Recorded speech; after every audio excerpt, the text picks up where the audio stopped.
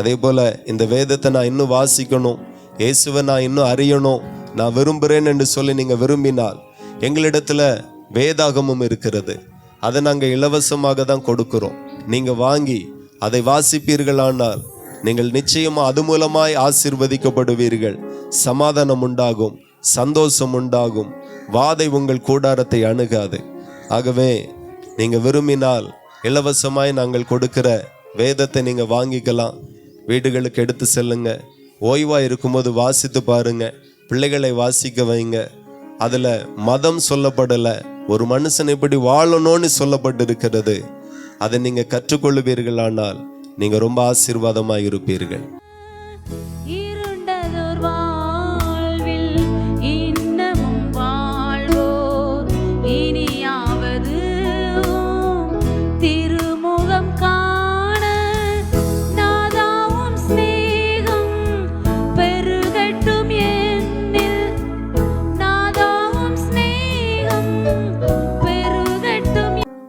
இந்த இடத்திலேயும் ஜெபமும் வேத தியானமும் நடைபெற இருக்கிறது.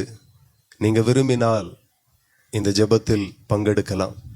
ஏசப்பாவின் நாமத்தில் நாங்கள் உங்களை வரவேற்கிறோம். இந்த ஜெபத்தில் பங்கெடுக்கும் போது நிச்சயமாய் சர்வ வல்லமை உள்ள தேவனாகிய கர்த்தர் உங்களுக்கு ஆறுதலையும் சமாதானத்தையும் சந்தோஷத்தையும் ஆசீர்வாதத்தையும் நிச்சயமாய் பரலோகத்தின் ஆண்டவர் உங்களுக்கு நிறைவாய் தருவார். இப்போதும் இந்த ஜெபத்திற்கு ஆரம்ப ஜெபமாக நம் நடுவில் இருக்கிற சகோதரர் ஆசிர் அவர்கள் ஜெபித்து இந்த கூடுகையை ஆரம்பிப்பார்கள். அன்பின் பரலோக தகப்பனே, துதிக்கிறோம். சேனைகளின் கர்த்தரே துதிக்கிறோம். அப்பா, ஒருவராய் பெரிய அதிசயங்கள் செய்கிறே துதிக்கிறோம். இம்மட்டும் பாதுகாத்து வழி நடத்துகிறீங்கள் தேவனே துதிக்கிற அந்த நாளிலும் இந்த கிராமத்திற்கு வரும் இயேசுவே உம்மை நோக்கி பார்க்கும்படியாக இயேசுவே சோதரம் அன்பை சோதரம் வெளிப்படுத்தும்படியாக இந்த இடத்திற்கு எங்களை அழைத்து வந்தீர். அதற்காக கோடான கோடி சோதரம் அந்த கிராமத்தை திருப்பாதத்தில் ஒப்படைக்கிறோம். அந்த ஜனங்களை திருப்பாதத்தில் ஒப்படைக்கிறோமப்பா. நன்மை செய்கிறாராக சுற்றி திரிந்த என் தேவன் தாமே அந்த ஜனங்கள் உமது நன்மையை பெற்றுக்கொள்ளும்படியாக வந்திருக்கிறோமப்பா. இயேசுவே இந்த கிராமத்தில் காணப்படுகிற எல்லா சோதரமப்பா, இயேசுவே சோதரமுக்கு பிரியமில்லா காரியங்கள் எல்லா சோதரம ஜனங்களுடைய எல்லா பாடுகளும் மாறி போகட்டும்பா, பலவீனங்கள் மாறட்டுமப்பா. இயேசு இந்த ஜெப வேலை முழு தேவ பிரசன்னத்தான் நிரப்புங்கப்பா. இவர்களுக்கு ஒரு விடுதலை உண்டாகும்படியாக ஜெபிக்கிறோமப்பா. பாவ கட்டிலிருந்து ஒரு விடுதலை உண்டாகும்படியா, சாப கட்டிலிருந்து ஒரு விடுதலை உண்டாகும்படியாக ஜெபிக்கிறோமப்பா. நோயின் கட்டிலிருந்து ஒரு விடுதலை உண்டாகும்படியாக ஜெபிக்கிறோமப்பா. இயேசுவே உமது நன்மை இந்த ஜனங்களுக்கு வெளிப்படட்டுமப்பா. உமது அன்பை ருசிக்க கிருபை செய்யுங்கப்பா. உலக ரட்சகரை கண்டுகொள்ள கிருபை செய்யுங்கப்பா. இயேசுவே இந்த ஜனங்களுடைய சோதரமா இருதயங்கள்லாம் திறக்கப்படும்படியாக ஜெபிக்கிறோம். இந்த இடத்துக்கு விரோதமாக போராடுகிற எல்லா பொல்லாத வல்லமைகளை இயேசு என்ற நாமத்தினால கட்டி ஜெபிக்கிறோமப்பா. தேவன் ஆளுகை செய்யுங்க. தொடக்கம் முதல் முடிவரை தேவ பிரசன்னத்தால் நிரப்புங்க. உமது வல்லமையினால் நிரப்புங்க. ஒவ்வொருவரையும் கூட்டி சேருங்க. இருதயங்கள்லாம் திறக்கப்படட்டுமப்பா. எல்லாரும் சோதர நன்மையை கண்டுகொள்ளட்டுமப்பா. எல்லோரும் ஆசீர்வாதத்தை கண்டுகொள்ளட்டுமப்பா.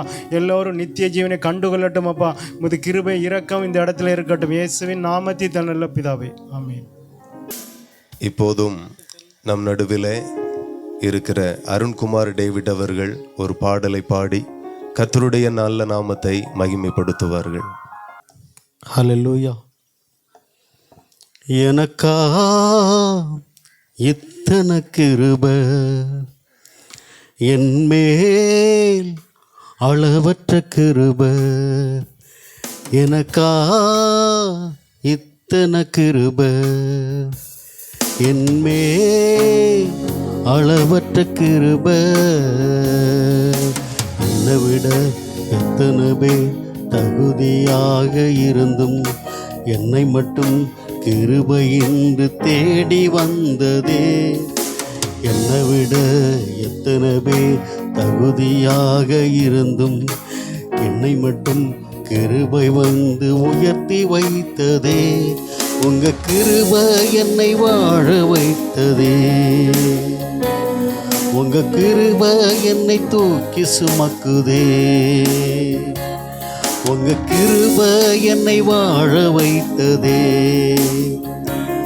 உங்க கிருபை என்னை பாட வைத்ததே. பயனற்ற நிலத்தை போல மறக்கப்பட்டவன் நான், அறுவடை காணாமல் தனித்து போனவன் நான். பயனற்ற நிலத்தைப் போல மறக்கப்பட்டவன் நான். அறுவடை காணாமல் தனித்து போனவன் நான். தரிசனை மேல் தரிசனத்தை வைத்து அறுவடையை துவக்கி வைத்தவரே, உங்க கிருபை என்னை வாழ வைத்ததே. உங்க கிருபை என்னை தூக்கி சுமக்குதே. உங்க கிருபை என்னை வாழ வைத்ததே. உங்க கிருபை என்னை பாட வைத்ததே. தோல்வியின் ஆழங்களில் மூழ்கி போனவன் நான். வாழ்ந்திடும் நோக்கந்தன்னை இழந்து போனவன் நான். தோல்வியின் ஆழங்களில் மூழ்கி போனவன் நான். வாழ்ந்திடும் நோக்கந்தனை இழந்து போனவன் நான். அற்பமாக என்னில் அற்புதத்தை வைத்து அற்புதங்கள் செய்ய வைத்தவரே, உங்க கிருபை என்னை வாழ வைத்ததே. உங்க கிருபை என்னை தூக்கி சுமக்குதே. உங்க கிருபை என்னை வாழ வைத்ததே. உங்க கிருபை என்னை பாட வைத்ததே.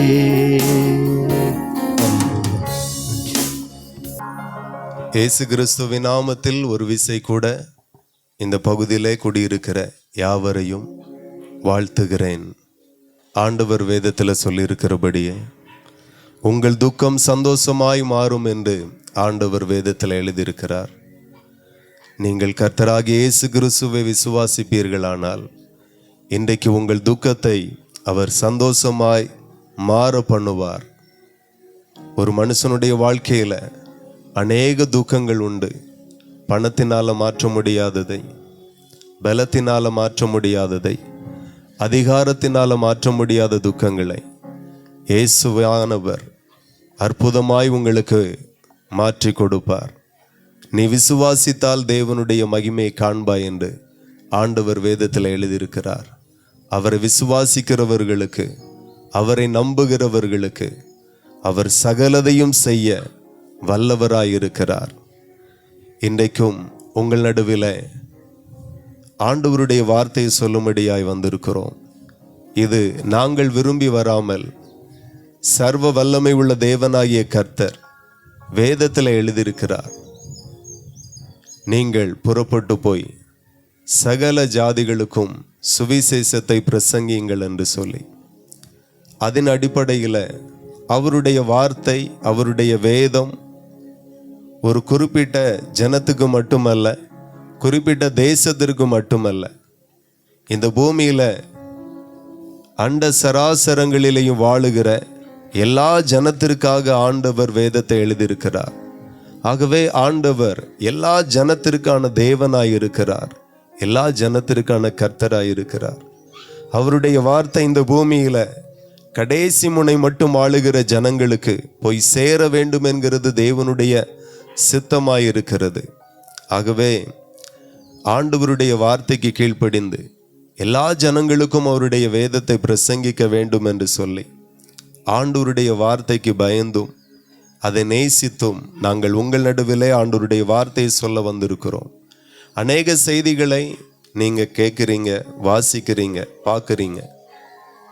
இன்றைக்கும் உங்கள் நடுவில் சர்வ வல்லமை உள்ள தேவனாகிய கர்த்தருடைய செய்தியை சொல்ல வந்திருக்கிறோம். ஒரு 20 நிமிஷம் கர்த்தருடைய வார்த்தையை சொல்ல வந்திருக்கிறோம். நீங்கள் இதை கவனித்து கேட்டால் நிச்சயமாய் இந்த வார்த்தை உங்களுக்கு ஆசீர்வாதமாய் இருக்கும். கர்த்தராகிய இயேசு கிறிஸ்துவனுடைய வார்த்தை, அவருடைய வேதம் எப்படிப்பட்டது என்றால்,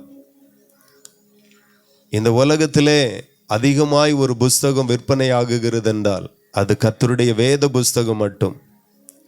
அதிகமான மொழிகளிலே மொழிபெயர்க்கப்பட்டு அச்சிடப்பட்டு கொடுக்கப்படுகிற ஒரு புஸ்தகம் உண்டானால் அது கர்த்தருடைய வேத புஸ்தகம் மட்டுமே. இன்றைக்கு இந்தியாவில் கிட்டத்தட்ட 1400க்கும் அதிகமான மொழிகள் வாசிக்கப்படுகிறது, பேசப்படுகிறது. உலகம் முழுவதும் எத்தனையோ மொழிகள் இருக்கிறது. நீங்க கவனித்தால் இதுவரையிலும் கர்த்தருடைய வேதம் சுமார் 1700க்கும் அதிகமான பாஷைகளில் மொழிபெயர்க்கப்பட்டு எல்லா ஜாதி ஜனங்களுக்கும் அந்த வார்த்தை போய் சேர வேண்டும் என்கிறது தேவனுடைய சித்தமாயிருந்தது. ஆகவே அவருடைய வார்த்தையின்படி இன்றைக்கு அநேக பாஷைக்காரர்களுக்கும் அந்த வார்த்தை போய் சேருகிறது.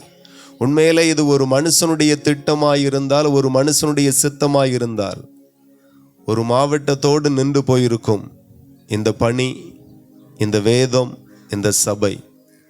ஆனால் இது மெய்யான தேவனுடைய சித்தமும் திட்டமுமாய் இருக்கிறபடியினால் மாவட்டங்களை கடந்து, மாநிலங்களை கடந்து, தேசங்களை கடந்து, சமுத்திரங்களை கடந்து அப்பால்பட்டு இருக்கிற ஜனங்களுக்கும் கர்த்தருடைய வேதம் இன்னைக்கு போய் சேருகிறது அவருடைய தாய்மொழியில். வேதம் எப்படிப்பட்டது என்று சொன்னால், வேதம் கட்டுக்கதைகள் அல்ல, ஒரு கதை புஸ்தகம் அல்ல, ஒரு மனுஷனால் எழுதப்பட்டதும் அல்ல. வேதம் எப்படிப்பட்டது என்றால், அதில் சொல்லப்பட்ட வார்த்தைகள் உண்மையானது, அதில் சொல்லப்பட்ட தீர்க்க தரிசனங்கள் உண்மையானது, சொல்லப்பட்ட ஒவ்வொரு சம்பவங்களும் உண்மைக்கு புறம்பானதல்ல, அது சத்தியமானது. சொல்லப்பட்ட வார்த்தை, தீர்க்க தரிசனங்கள் நிறைய நிறைவேறி இருக்கிறது, நிறைவேறி கொண்டிருக்கிறது, நிறைவேற போகிறது. அப்படியே வேதத்தில் சொல்லப்பட்ட எல்லாமே உண்மையாயிருக்கிறது, அது பொய் அல்ல. நீங்க கவனித்தால் வேதத்தில் அநேக வார்த்தைகள் எழுதப்பட்டு இருக்கிறது. அதை இன்னைக்கு சாதாரண ஒரு மனிதனிடத்தில் கர்த்தருடைய வேதத்தை சொல்ல போனா ஒருவேளை அவர்கள் ஏற்றுக்கொள்வார்கள். ஆனால் இந்த உலகத்தில் அநேக விஞ்ஞானிகள் இருக்கிறார்கள், சயின்டிஸ்டுகள் இருக்கிறாங்க. அவர்களிடத்தில் கர்த்தருடைய வார்த்தை சொன்னால் ஆராய்ச்சி என்ன சொல்லுகிறது, வேதம் என்ன சொல்லுகிறது என்று பார்க்க மாட்டார்கள். ஆராய்ச்சி என்ன சொல்லுகிறது அதை மட்டும்தான் பார்ப்பாங்க. அப்படியே கர்த்தருடைய வேதத்தில் எழுதப்பட்ட வார்த்தைகள் உண்மையா சத்தியமா என்று சொல்லி ஆராய்ச்சி பண்ணி பார்த்தார்கள். யோபுவின் புஸ்தகத்தை நீங்க வாசித்தால் வேதத்தில் 26:7 பூமியை அந்தரத்திலே தொங்க வைக்கிறார் என்று படைத்த இயேசு கிறிஸ்து அதில் எழுதியிருக்கிறார். இந்த பூமியை யாரோ தோள் மேல சுமந்து வைத்திருக்கிறார்கள் என்று சொல்லப்பட்ட கதைகள் உண்டு. ஏதோ தாங்கி கொண்டு நிற்கிறது என்று சொல்லி சிலர் சொல்லுவார்கள். ஆனால் வேதம் என்ன சொல்லுகிறதுனா, அந்த முழு பூமியும், நீங்க பார்க்கிற எல்லா பூமியும், எல்லா பகுதிகளும் அந்தரத்தில் தொங்க விட்டு இருக்கிறார் என்று சொல்லி வேதம் சொல்லுகிறது. அப்படியே இவ்வளோ பெரிய பூமியை சர்வ வல்லமை உள்ள தேவன் சிருஷ்டித்து அந்தரத்தில் தொங்க வைத்திருக்கிறார். இது யாரும் தோள் போட்டு சுமக்கிறதும் இல்லை, எது மேலையும் அந்த பூமி நிலை நிற்கவும் அல்ல, சும்மா அந்தரத்தில் தொங்க வைக்கப்பட்டு இருக்கிறது. அப்படியே இது உண்மையா என்று சொல்லி ஆராய்ச்சி பண்ணி பார்த்தார்கள். உண்மையிலே இந்த பூமியும் வானத்தில் இருக்கிற திரளான கோள்களும், பூமியை விட பெரிதான கோள்களும் அந்தரத்தில் தான் நிற்கிறது. வேதத்தில் சொல்லப்பட்ட உண்மை, ஒவ்வொரு வார்த்தையும் உண்மை. இதே போல சான்றாக நிறைய வார்த்தைகள் என்னால் சொல்ல முடியும். வேதம் ஆராய்ச்சி மூலமாகவும் நிரூபிக்கப்பட்டிருக்கிறது. வேதத்தில் சொல்லப்பட்டதெல்லாம் உண்மை என்று சொல்லி, உண்மைக்கு புறம்பாக வேதத்தில் எதுவும் சொல்லப்படவில்லை.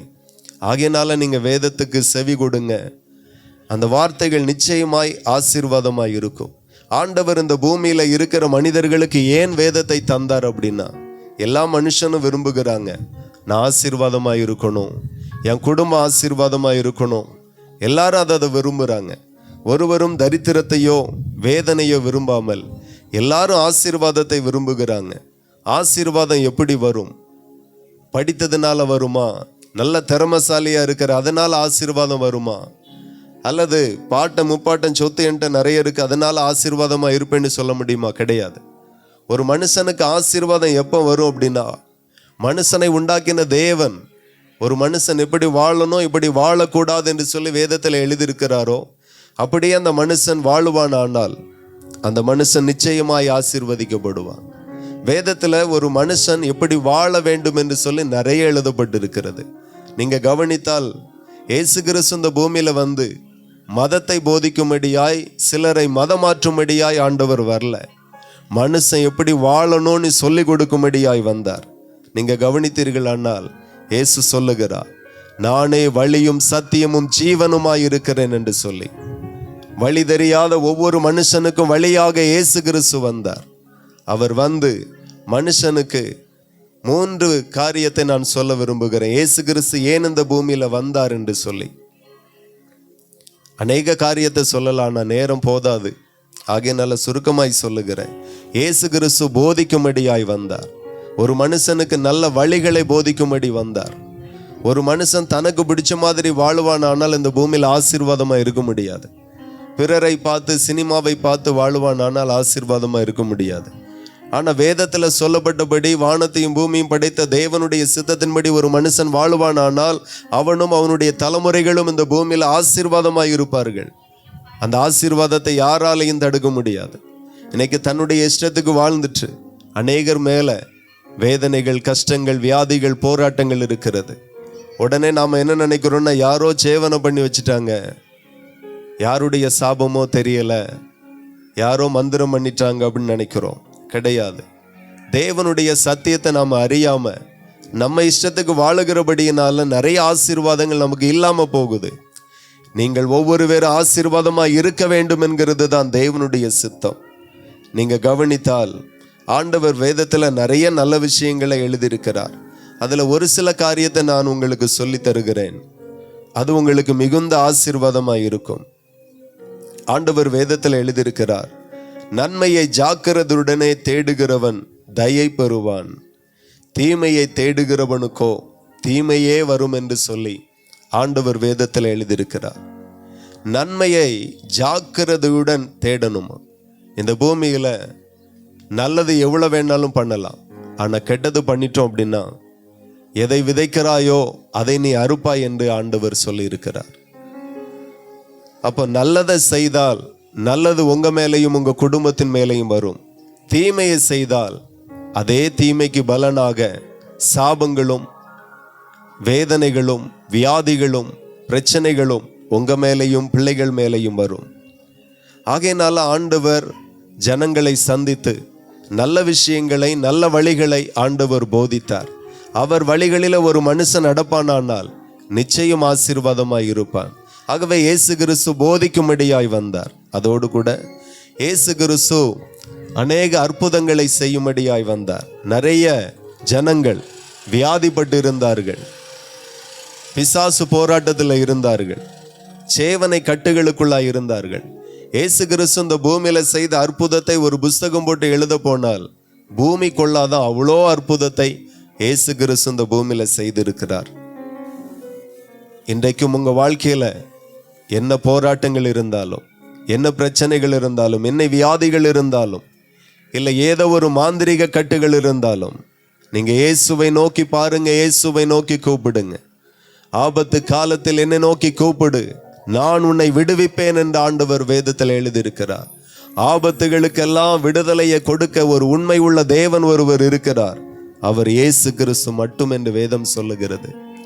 ஆகவே உங்களுடைய வாழ்க்கையில சேவனை கட்டுகள் இருந்தாலும், சேவனை கட்டுகளை ஒரு மனுஷனுக்கு விரோதமாய் சேவனம் பண்ணி வைத்தார், 5 வருஷத்துக்கு நீ வைத்தார், அதை உடைக்க, அதை எடுக்க யாராலையும் முடியாது. ஆனால் இயேசுவால முடியும். மாந்திரிக கட்டுகளை உடைக்க இயேசுவால முடியும். மாந்திரிக கட்டுகளிலிருந்து உங்களை விடுதலை செய்ய இயேசுவால முடியும். ஆகவே இயேசு கிறிஸ்து இந்த பூமியில வந்து நிறைய அற்புதங்களை செய்தார். வியாதிகளை சுகமாக்கினார், பிசாசுகளை துரத்தினார். இந்த பூமியில நிறைய பேருடைய வாழ்க்கையில, நிறைய பேருடைய சரீரத்துல பிசாசின் போராட்டங்கள் இருக்கிறது. குறிப்பிட்ட அமாவாசை, பௌர்ணமி வரும்போது அவர்களுக்குள்ள ஏதோ ஒரு பலகீனம், வியாதி, போராட்டம், கெட்ட சொப்பனம் இதெல்லாம் தன்னால வர ஆரம்பிக்கிறது. நான் சொல்லுகிறேன், இயேசுவை நோக்கி கூப்பிடுங்க. இயேசு உங்களை விடுவிக்க வல்லவராயிருக்கிறார். எல்லா நாளும் நன்மையை செய்ய அவர் போதுமானவராயிருக்கிறார். அப்படியே இயேசு கிறிஸ்து இந்த பூமியில வந்து எல்லா ஜனங்களுக்கும் அற்புதங்களை செய்தார். இன்றைக்கும் அவருடைய வல்லமையையும் அதிகாரத்தையும் சபைகளுக்கு தந்திருக்கிறார். அவருடைய பணியை செய்கிற ஊழியக்காரர்களுக்கு அவர் தந்திருக்கிறார். அப்படியே நாங்களும் இன்றைக்கு எங்கள் மூலமாக இயேசுவின் நாமத்தினால நாங்கள் ஜெபிக்கும் போது இன்றைக்கும் இயேசு எங்கள் மூலமாக அற்புதங்களை செய்கிறார். 3வது இயேசு கிறிஸ்து ஏன் இந்த பூமியில வந்தார் அப்படின்னா, நீங்க கவனித்தால் இந்த பூமியில இயேசு கிறிஸ்து 2000 ஆண்டுகளுக்கு முன்பதாக இந்த பூமியில வந்து ஒவ்வொரு மனுஷனும் செய்த பாவங்களுக்காக தன்னையே பலியாக்கும்படி இயேசு கிறிஸ்து இந்த பூமியில வந்தார். ஒரு காலத்துல ஒரு மனுஷன் தன்னுடைய குடும்பத்தின் ஆசீர்வாதத்திற்காக ஆலயங்களில் போய், புதிய ஏற்பாட்டில் ஆசரிப்பு கூடாரத்தில் போய் ஒரு மாடை வெட்டி பலி கொடுப்பாங்க, ஆடை வெட்டி பலி கொடுப்பாங்க, புறாக்களை வெட்டி பலி கொடுப்பாங்க. அவங்கவுங்களுக்கு தகுதி போல மிருகங்களை பலி செலுத்தி பாவ மன்னிப்பை பெற்றுக்கொள்ளுவார்கள். ஒரு மனுஷனுடைய பாவம் ஒரு மனுஷனை சும்மா விடாது. என்ன பாவம் செய்தாலும் அதனுடைய விளைவு வரும்போது பயங்கரமா இருக்கும். சில பாவத்தினுடைய சம்பளம், பாவத்தினுடைய சாபம் எப்படி இருக்கும் அப்படின்னா, இளவயதின் மரணத்தை கொண்டு வரும், வியாதியை கொண்டு வரும். நீங்கெல்லாம் கவனித்திருப்பீங்க, சில வியாதி தாத்தாவுக்கு இருந்தது, இப்போ மகனுக்கு இருக்கிறது, அடுத்த பேர பிள்ளைக்கும் இருக்கிறது. தலைமுறை தலைமுறையா அந்த வியாதி 3வது தலைமுறை 4வது தலைமுறையாக வருகிறது, சாபத்தினால வருகிறது. சிலருக்கு குழந்தை பாக்கியத்தை அந்த சாபம் தடை பண்ணுகிறது, சிலருக்கு திருமணத்தை தடை பண்ணுகிறது, சிலருக்கு இளவயதின் மரணத்தை கொண்டு வருகிறது. சாபம் மிக கொடூரமானது, மிக பொல்லாததானது. ஆகையினால இயேசு கிறிஸ்து எல்லா ஜனங்களுடைய பாவத்தையும் தன்மேலே ஏற்றுக்கொண்டு, எல்லா ஜனத்திற்காக சிலுவையை சுமந்து, சிலுவையில் அறையப்பட்டு இரத்தத்தை சிந்தி ஜீவனை கொடுத்து எல்லாருக்காக ஒரு மகிமையான பலியை அவர் செலுத்தி இருக்கிறார். இப்ப நீங்க கேட்கலாம், என்னுடைய பாவத்திற்காக இயேசு மரித்தாரா? ஆமா. நீங்க இயேசுவே என் பாவத்தை மன்னியும், எனக்காக தான் நீங்க ரத்தம் சிந்தினீங்க, எனக்காக தான் நீங்க பலியானீங்க, என் குடும்பத்தின் மேல இந்த மாதிரியான பாவம் இருக்கிறது, சாபம் இருக்கிறது, தயவாய் மன்னித்து இந்த சாபம் நீங்கும்படி ஒரு அற்புதத்தை செய்யுங்கன்னு நீங்க ஆண்டவரிடத்துல சொல்லுங்க. இன்றைக்கு அந்த சாபங்கள் நிச்சயமாய் மாறும். ஆகவே இயேசு இந்த 3 காரியத்திற்காய் வந்தார். இயேசு இந்த பூமியில இருக்கும்போது 2000 ஆண்டுகளுக்கு முன்பதாக இயேசு இந்த பூமியில வந்தார். இப்போ பூமியில இருக்கும்போது சீசர்களை பார்த்து சொன்னார், இந்த பூமியினுடைய கடைசி நாட்களில் நான் மறுபடியும் வருவேன் என்று சொல்லி ஆண்டவர் சொன்னார். இப்போ இயேசு கிறிஸ்து 2000 ஆண்டுகளுக்கு முன்பதாக வந்தது மட்டுமல்ல, அவர் மறுபடியும் வரப்போகிறார். மறுபடியும் இயேசு கிறிஸ்து வரப்போகிறார். அப்போ இயேசு கிறிஸ்துவின் இடத்துல சீசர்கள் கேட்டாங்க, உம்முடைய வருகைக்கும் இந்த உலகத்தினுடைய முடிவுக்கும் அடையாளம் என்ன என்று சொல்லி கேட்டார்கள். நான் சொல்லுகிறேன், இயேசு சீக்கிரமாய் வரப்போகிறார், இந்த பூமி சீக்கிரமாய் அழிய போகிறது. இந்த வார்த்தையை கேட்கும்போது நீங்க நினைக்கலாம், இயேசு வந்தா என்ன, இந்த உலகம் அழிஞ்சா எனக்கு என்ன, நான் உண்டு, என் வேலை உண்டு, என் குடும்பம் உண்டுன்னு நான் வாழுகிறேன், இதனால எனக்கு என்ன பிரயோஜனம்? இல்லை, இயேசு கிறிஸ்துனுடைய வருகைக்கும் இந்த உலகத்தினுடைய முடிவுக்கும், இயேசு கிறிஸ்துனுடைய வருகைக்கும் உங்களுக்கும் சம்பந்தம் உண்டு. இயேசு ஏன் தெரியுமா வருகிறார்? இயேசு கிறிஸ்து வேதத்தில் எழுதியிருக்கிறார், எல்லா மதமும் அதை ஏற்றுக்கொள்ளுகிறது. மரணத்துக்கு பிற்பாடு ஒரு மனுஷன் நன்மை செய்து இந்த பூமியில வாழ்ந்தால் மரணத்துக்கு பிற்பாடு பரலோகத்துக்கு போவான். தீமையாய் வாழ்ந்தால் மரணத்துக்கு பிறகு நரகத்துக்கு போவான். 2 இடம் உண்டு. இயேசு கிறிஸ்து வரும்போது என்ன நடக்கும் தெரியுமா? ஒரு மனுஷன் வேதத்தின் படி வாழ்ந்து, வேதத்துல சொல்லப்பட்டு இருக்கிறது, பரலோகத்துக்கு போகணும்னா ஞான ஸ்நானம் எடுக்கணும், பரிசுத்த ஆவியின் அபிஷேகத்தை பெறணும், இயேசுதான் மெய்யான தேவன் என்று விசுவாசிக்கணும். அப்படியே வேத வசனத்தின்படி வாழ்ந்தால் இயேசு கிறிஸ்து வரும்போது அந்த மனுஷன் உயிரோடு இருந்தால் மறுரூபமாக்கப்பட்டு ஒரு நொடி பொழுதிலே இயேசுவோடு கூட சேர்க்கப்பட்டு எடுத்துக்கொள்ளப்படுவார். ஒருவேளை அந்த மனுஷன் தன்னுடைய நாட்கள் முடிந்து மரித்து அடக்கம் பண்ணப்பட்டிருந்தால் அவனுடைய ஆத்துமாவை கர்த்தர் உயிர்ப்பிப்பார், மறுரூபமாக்குவார், இயேசுவோடு கூட சேர்த்து கொண்டு பரலோகத்திற்கு கொண்டு போய் சேர்ப்பார். இதுதான் இயேசு கிறிஸ்து 2ஆம் வருகையில நடக்க போகிறது. ஆகவே இயேசுவோடு போகணும், இயேசுவோடு கூட போய் பரலோகத்துக்கு சேரணும் அப்படின்னா ஞானஸ்நானம் எடுக்கணும். ஞானஸ்நானம் என்கிறது மத மாற்றத்திற்காக சபை கொடுக்கிறதம்மல். ஞானஸ்நானம் என்கிறது ஒரு பாவ மன்னிப்புக்காக கொடுக்கப்படுகிறது. ஆண்டவரே, நான் இதுவரையிலும் பாவம் செய்தேன், இதுவரையிலும் ஏன் இஷ்டத்துக்கு வாழ்ந்தேன், இனி ஆண்டவருக்கு பிரியமாய் வாழுவேன், பொய் சொல்ல மாட்டேன், தூசணமா பேச மாட்டேன், மற்றவர்களுக்கு விரோதமா எழும்ப மாட்டேன், இந்த மாதிரி என் வாழ்க்கையை நான் ஆண்டவருக்கு ஒப்பு கொடுக்கிறேன், இதுவரையிலும் செய்த பாவத்தை எனக்கு மன்னிங்க அப்படின்னு நீங்க கேட்டீங்கன்னா ஆண்டவர் மன்னித்து ஞான ஸ்நானத்தின் மூலமா உங்க பாவத்தை மன்னித்து உங்களை பரிசுத்தப்படுத்துவார். அதற்காக தான் ஞான ஸ்நானம் கொடுக்கப்படுகிறது. ஆகவே இயேசு கிறிஸ்து சீக்கிரமாய் வரப்போகிறார். அப்போ சீசர்களுக்கு சொன்னார், இயேசுவே உம்முடைய வருகைக்கும் உலகத்தினுடைய முடிவுக்கும் அடையாளம் என்ன? அந்த அடையாளம் ஒரு 8 அடையாளம் சொல்லப்பட்டு இருக்கிறது. நான் ஜஸ்ட் 2 நிமிஷத்துல வாசித்து மட்டும் என் வார்த்தையை நிறைவு செய்கிறேன். இப்போ இயேசு கிறிஸ்துனுடைய வருகையின் அடையாளம் எல்லா ஜனங்களுக்கும் போய் சேரணும் என்கிறதற்காக தான் 100 வருஷத்துக்கு முன்பதாக சரியான மின்சாரம் இல்லை, சரியான நியூஸ் சேனல்கள் இல்லை, செய்திகள் இல்லை, எல்லார் வீட்லேயும் டிவி இல்லை, என் கடிகாரம் கூட இல்லை, அந்த மாதிரி வாழ்ந்துட்டு இருந்தோம். ஆனால் 100 வருஷத்துக்குள்ள டெக்னாலஜி எவ்வளவோ மாறிட்டு, அமெரிக்கால இருந்து முகம் பார்த்து பேசுகிற மாதிரி வந்துட்டு. எதற்காக இந்த டெக்னாலஜி என்றால், எங்கேயோ நடக்கிற இயேசு கிறிஸ்துனுடைய வருகையின் அடையாளம் உங்கள் வீட்டுக்குள்ள வரைக்கும் உங்களுக்கு வந்து சேரணும் என்கிறதற்காக தான் இன்றைக்கு செல்ஃபோன் வசதி, நியூஸ் சேனல் வசதி, டிவி வசதி எல்லாமே நமக்கு கிடைச்சிருக்கிறது.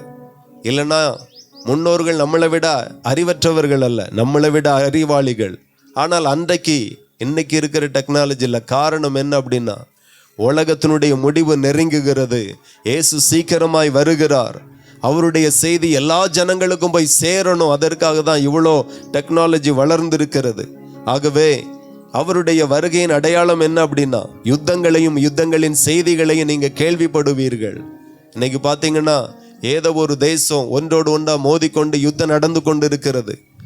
கிட்டத்தட்ட 5-6 தேசங்கள் ஒன்றோடு ஒன்றா மோதிக்கொண்டு இருக்கிறது. உலக 3வது உலக போர் வரலாம் என்கிற நிலைமைக்கு தள்ளப்படுகிறது.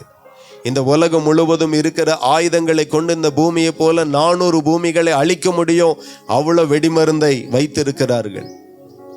அவ்வளோ பெரிய பெரிய யுத்தங்களுக்கு இந்த பூமி, இந்த தேசங்கள், பல தேசங்கள் ஆயத்தமாகி கொண்டிருக்கிறது. ஆகவே இயேசு சீக்கிரமாய் வருகிறார், மனம் திரும்புங்க. அடையாளம் நடந்து கொண்டிருக்கிறது. ஜனத்துக்கு விரோதமாய் ஜனமும், ராஜ்யத்துக்கு விரோதமாய் ராஜ்யமும் எழும்பும் என்று சொல்லப்பட்டிருக்கிறது. நீங்க கவனித்தால் மணிப்பூர்ல உள்நாட்டு பிரச்சனை நடந்து கொண்டிருக்கிறது. இந்தியா தேசத்துல பக்கத்துல நேபாளில் உள்நாட்டு கலவரம், பயங்கரமாய் பிரச்சனை. இதெல்லாம் ஒரு செய்தியா நாம நினைக்கிறோம். அது செய்தி அல்ல, எச்சரிக்கை. இயேசு சீக்கிரமாய் வருகிறார், மனம் திரும்புங்கள். அதே போல பஞ்சங்களும் கொள்ளை நோய்களும் வரும் என்று சொல்லப்பட்டு இருக்கிறது. காசால பயங்கர பஞ்சம், இந்தியாவில், வட இந்தியாவில் நிறைய பேருக்கு சரியான ஆகாரம் இல்லை, பயங்கர பஞ்சம். பாகிஸ்தானில் பயங்கர பஞ்சம், காசாவில் பயங்கர பஞ்சம், கொள்ளை நோய். கடந்த கொரோனாவில் நம்ம பார்த்தோம், உலகம் முழுவதும் அந்த கொரோனா என்கிற கொள்ளை நோய் எல்லா ஜனங்களுக்கும் வந்தது. இயேசு கிறிஸ்துனுடைய அடையாளம் எல்லா ஜனங்களுக்கும் வரும், எல்லா தெருக்களிலையும் வந்தது. இது ஒரு செய்தி மாத்திரமல்ல, இது ஒரு சம்பவம் மாத்திரமல்ல. இது என்ன அப்படின்னா, இயேசு கிறிஸ்து சீக்கிரமாய் வருகிறார், அதனுடைய அடையாளத்தை எல்லா ஜனங்களுக்கும் போய் சேர வேண்டும் என்கிறதை ஆண்டவர் இதை வெளிப்படுத்துகிறார். அதே போல கடைசி காலத்துல பூமி அதிர்ச்சிகள் வரும் என்று சொல்லப்பட்டு இருக்கிறது. நீங்க கவனித்தால் 2010 இருந்து இதுவரையிலும் 15 வருடத்திற்குள்ளாக சுமார் 1.5 லட்சத்திற்கும் அதிகமான முறை இந்த பூமியில பெரிய பூமி அதிர்ச்சி முதல் சின்ன பூமி அதிர்ச்சி வரைக்கும் நித்தமும் தினந்தோறும் ஏதோ ஒரு தேசத்துல பூமி அதிர்ச்சி வருகிறது. இந்த பூமி அதிர்ச்சி எதற்காக அப்படின்னா, இயேசு கிறிஸ்து வருகிறார், நீ மனம் திரும்பு, நீ இயேசுவை விசுவாசி, பாவ மன்னிப்பை பெற்றுக்கொள், மனம் திரும்பு, பாவ வாழ்க்கையிலிருந்து மனம் திரும்பு, இயேசு வருகிறார், பரலோகத்துக்கு போகணும் நீ என்று இந்த சம்பவம் உங்களை எச்சரிக்கிறது. அநேகருடைய அன்பு தணிந்து போகும். கடைசியாக சொல்லப்படுது, அநேகருடைய அன்பு தணிந்து போகும். நீங்க பாத்தீங்கன்னா ஒரு 100 வருஷத்துக்கு முன்னாடி எல்லா குடும்பமும் கூட்டு குடும்பம் தான். அதான் ஒவ்வொரு குடும்பத்தில் 7 பேர் 8 பேர் குறையாம இருப்பாங்க, எல்லாம் ஒன்னா வாழ்ந்தோம். இன்னைக்கு அது சாத்தியமே இல்லை. எத்தனை கோடி ரூபாய்க்கு சொத்து எழுதி வைத்தாலும் பிள்ளைகள் நம்மளோடு இருக்கிறது இல்லை, நாம பிள்ளைகளோடு இருக்க முடியாது. அன்பு தணிந்து போகும். இது எல்லா குடும்பத்திலையும் நடக்கிற விஷயம். இதுவும் சும்மா எதர்ச்சியா நடக்கல. இயேசு கிறிஸ்துனுடைய வருகைக்கு அடையாளத்துல இதுவும் ஒன்றாய் இருக்கிறது. அதே போல ராஜ்யத்தின் அந்த சுவிசேஷம் பூலோகம் எங்கும் உள்ள சகல ஜாதிகளுக்கும் சாட்சியாக பிரசங்கிக்கப்படும். இயேசு வருகிறார் என்கிறத எல்லா ஜனங்களுக்கும் இது பிரசங்கிக்கப்படும், எல்லா தெருக்களிலேயும் பிரசங்கிக்கப்படும் என்று சொல்லி ஆண்டவர் சொல்லி இருக்கிறார். ஆகவே நாங்களும் உங்கள் மத்தியில வந்து இந்த வார்த்தையை சொல்ல நாங்கள் வந்திருக்கிறோம். சும்மா வரல, ஒரு மனுஷன் அனுப்பி வரல, சபை அனுப்பி வரல, ஆண்டவர் அனுப்பி வந்திருக்கிறோம். ஆகவே நீங்க மனம் திரும்புங்க, இயேசு கிறிஸ்து சீக்கிரமாய் வருகிறார். அதே போல இந்த வேதத்தை நான் இன்னும் வாசிக்கணும், இயேசுவை நான் இன்னும் அறியணும், நான் விரும்புகிறேன் என்று சொல்லி நீங்க விரும்பினால் எங்களிடத்துல வேதாகமும் இருக்கிறது. அதை நாங்கள் இலவசமாக தான் கொடுக்கிறோம். நீங்க வாங்கி அதை வாசிப்பீர்களானால் நீங்கள் நிச்சயமா அது மூலமாய் ஆசீர்வதிக்கப்படுவீர்கள். சமாதானம் உண்டாகும், சந்தோஷம் உண்டாகும், வாதை உங்கள் கூடாரத்தை அணுகாது. அதே போல இந்த வேதத்தை நான் இன்னும் வாசிக்கணும், இயேசுவை நான் இன்னும் அறியணும், நான் விரும்புகிறேன் என்று சொல்லி நீங்கள் விரும்பினால் எங்களிடத்துல வேதாகமும் இருக்கிறது. அதை நாங்கள் இலவசமாக தான் கொடுக்கிறோம். நீங்கள் வாங்கி அதை வாசிப்பீர்களானால் நீங்கள் நிச்சயமாக அது மூலமாய் ஆசீர்வதிக்கப்படுவீர்கள். சமாதானம் உண்டாகும், சந்தோஷம் உண்டாகும், வாதை உங்கள் கூடாரத்தை அணுகாது. ஆகவே நீங்கள் விரும்பினால் இலவசமாய் நாங்கள் கொடுக்கிற வேதத்தை நீங்கள் வாங்கிக்கலாம். வீடுகளுக்கு எடுத்து செல்லுங்க. ஓய்வாக இருக்கும்போது வாசித்து பாருங்க. பிள்ளைகளை வாசிக்க வைங்க. அதில் மதம் சொல்லப்படலை, ஒரு மனுஷன் இப்படி வாழணும்னு சொல்லப்பட்டு இருக்கிறது. அதை நீங்கள் கற்றுக்கொள்ளுவீர்களானால் நீங்கள் ரொம்ப ஆசீர்வாதமாக இருப்பீர்கள்.